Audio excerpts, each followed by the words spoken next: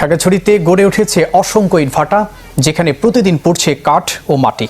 এতে উজাড় হচ্ছে বন, হুমকির মুখে জীববৈচিত্র্য। এ নিয়ে বিস্তারিত জানাতে যোগ দিচ্ছেন সহকর্মী নুরুসফা মানিক। জুবাইর, আপনি যেমনটি বলছিলেন, খাগড়াছড়িতে অবৈধভাবে ইটভাটাগুলো চলছে। 2014 সালে যেই ইট প্রস্তুত এবং ভাটা নিয়ন্ত্রণ আইন প্রণয়ন হয়েছে, সেই আইন প্রণয়নের পর থেকেই কিন্তু খাগড়াছড়ির যেই সব ইটভাটা রয়েছে সেই সব ইটভাটাগুলো কিন্তু আইনগত নিবন্ধন সেটি কিন্তু আর পায়নি, অর্থাৎ অবৈধভাবে ইটভাটাগুলো চলছে। আর এই ইট প্রস্তুতের জন্য যেই সব উপকরণ দরকার, অর্থাৎ মাটি কিংবা জ্বালানি হিসেবে যেসব উপকরণ ব্যবহার করার কথা, তার সব কিছুই কিন্তু এখানে অবৈধভাবে চলছে।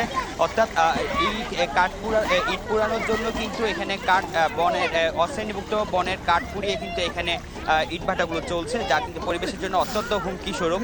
আর এই ইটভাটা 40টি